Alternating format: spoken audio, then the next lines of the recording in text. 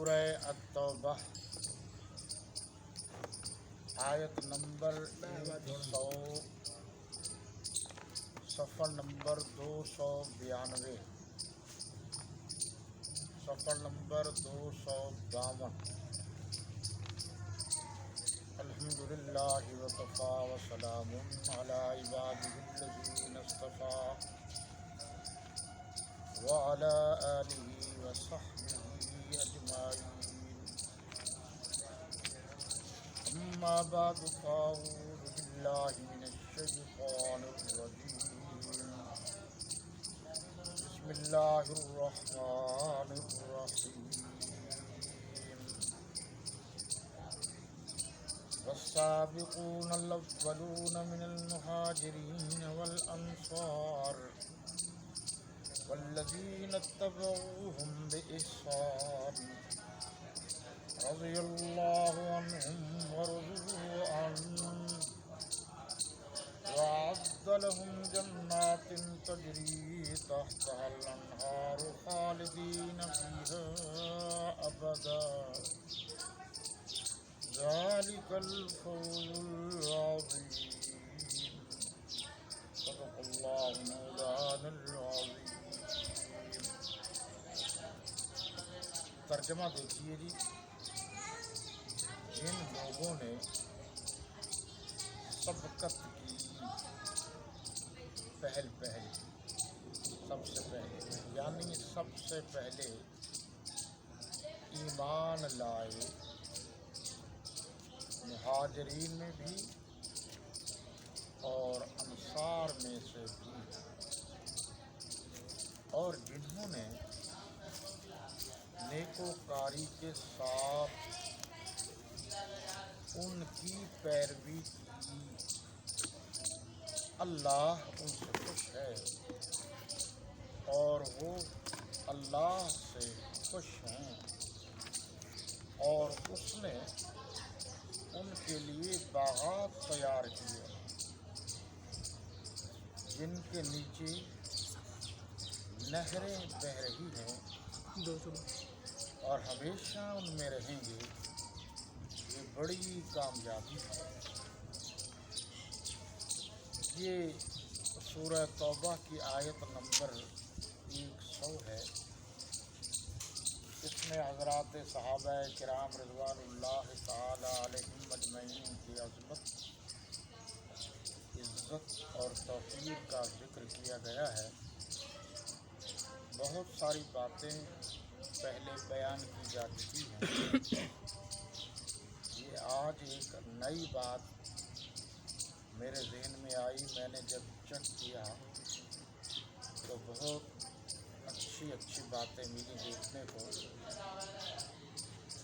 میں نے گزشتہ درس میں امیر المومنین قاتل المشرکین والمنافقین والمرتدین، خلیفہ برحق،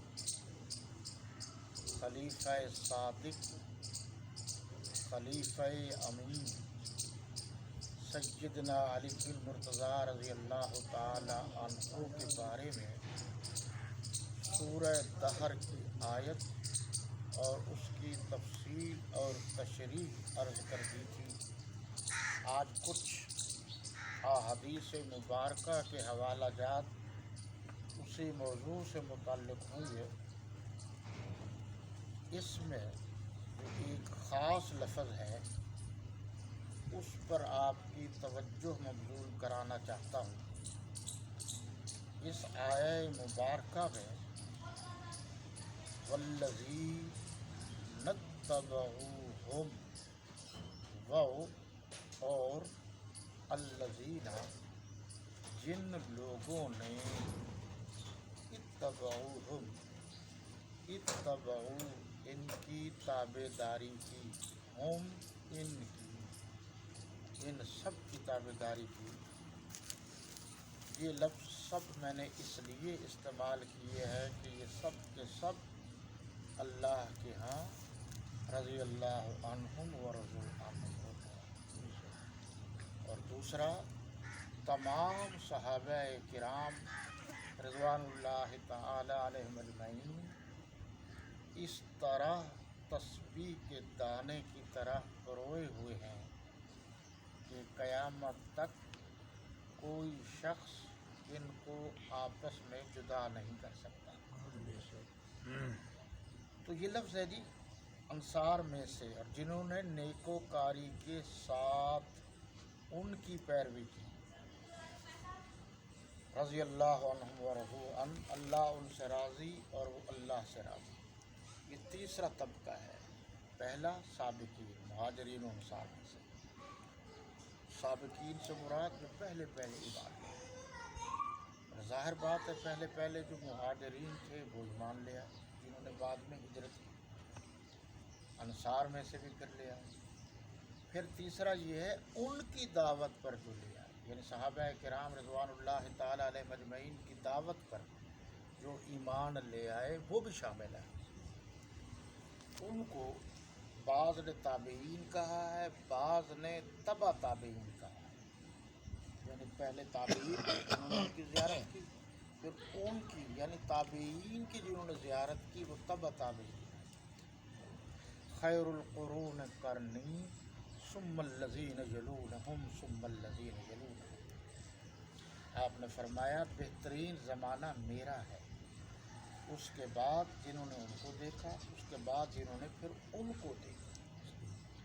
میرے ذہن میں یہ بات آئی کہ یہ ساری باتیں اپنی جگہ درست ہیں۔ جو لوگ خلوص سے، عاجزی سے، انکساری سے، نیکوکاری سے اس وقت ان کی تابعداری کر رہے ہیں، ان کے لیے بھی کوئی حصہ ہوگا یا نہیں؟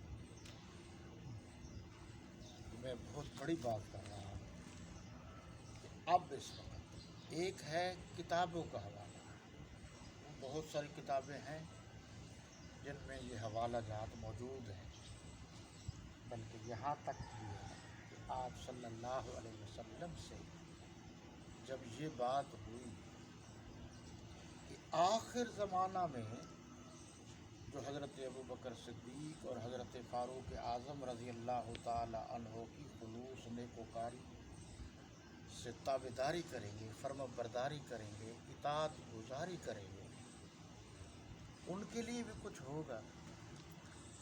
حضرت صدیق اکبر رضی اللہ عنہ نے فرمایا کہ میں اپنے نیکیوں میں سے چوتھا حصہ ان کو دوں گا، اور یہی بات حضرت عمر رضی اللہ تعالی عنہ نے بھی فرمائی۔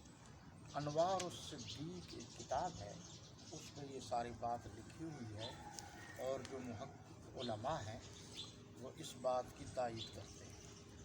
لیکن میرے ذہن میں وہی بات آئی کہ قرآن پاک سے اس کا کوئی حوالہ مل جائے۔ مجھے چونکہ قرآن پاک سے سب سے زیادہ محبت ہے، میں چاہتا ہوں کہ ان میں سے جو کوئی حوالہ مل جائے تو پھر انکار کی کسی کو گنجائش نہیں رہتی۔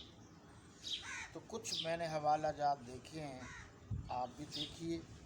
یہ سب سے پہلے میرے پاس ہے تفسیر عثمانی، القرآن الکریم و ترجمۃ معانیہ و تفسیرہ الی اللغۃ العربیہ۔ اس کو شائع کیا ہے آپ کے سعودی عرب کے بورڈ نے۔ سعودی عرب کا بورڈ ہے، تعلیم یافتہ لوگ ہیں، اس میں جو علماء کا بورڈ ہے وہ تفسیر شائع کرتے ہیں۔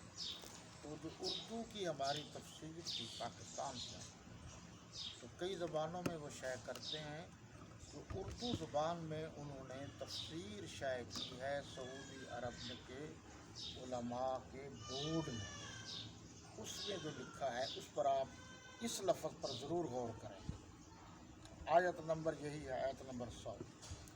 انہوں نے لکھا ہے پھر جو لوگ نیکوکاری، اب یہ پڑھنے کا بھی مسئلہ ہے کہ پہلے دور میں نیکو کیسے لکھا جاتا تھا، آج کل کیسے لکھا جاتا ہے۔ اردو کے الفاظ کی ادائیگی میں بھی فرق آ رہا ہے اور لکھنے میں بھی فرق آ رہا ہے۔ یہ بہت پرانی اردو ہے، تو اس لیے بہت سارے لوگ پڑھنے میں بھی غلطی کرتے ہیں یا جان بوجھ کر غلط کر دیتے ہیں۔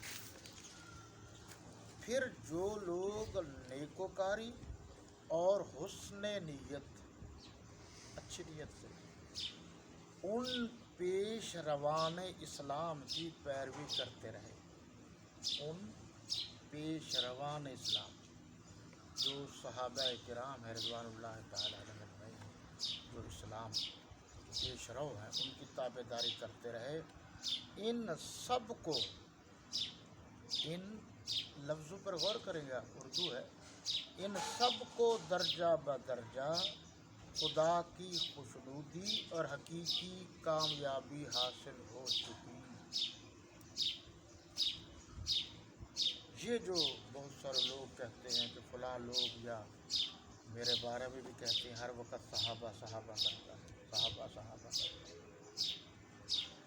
تو میں ایسے تو نہیں کرتا. اللہ کا قرآن کہہ رہا ہے اگر صحابہ کرام کو ہم چھوڑ دیں گے تو قرآن کس سے لیں گے؟ جی بنیاد تو اللہ کا قرآن ہے نا، تو قرآن تو صحابہ کرام کے بغیر کہیں اور نظر نہیں آتا. ہاں یہ علیحدہ بات ہے کہ جب آپ قرآن کو بیان کریں گے اور قرآن کے لکھنے والوں اور کاتبین قرآن کا ذکر کریں گے، یعنی حضرات صحابہ کرام و اہل بیت اعظام کا، تو پھر تکلیف تو کچھ نہ کچھ آئے گی. اب ان لفظوں پر دیکھیے علامہ شبیر احمد عثمانی کی تفسیر ہے، تفسیر عثمانی، اور آپ کو پتہ ہونا چاہیے شیخ الہند مولانا محمود الحسن دیوبندی رحمۃ اللہ تعالی علیہ جب مالٹا کے اسیر مالٹا مشہور ہے، تو وہاں جا کر ان کو خیال آیا کہ مسلمانوں میں انحطاط ہے، کمزوری ہوتی جا رہی ہے، روز بروز نیچے آتے جا رہے ہیں. اس کی وجہ، تو انہوں نے 2 لفظوں میں اس کی وجہ تلاش کی. ایک تو یہ ہے کہ مسلمانوں میں آپس میں اتفاق نہیں. آج مسلمان پوری دنیا میں پٹ رہے، مار کھا رہا ہے. آپ نے تو فرمایا تھا جو مسلمان ہیں دنیا کے وہ کسی کونے میں رہتے ہوں، کلمہ کی وجہ سے وہ سب بھائی بھائی ہیں. اب جو مسلمان مار کھا رہا ہے، دوسرے مسلمان اس کی حمایت کرنے کو تیار نہیں.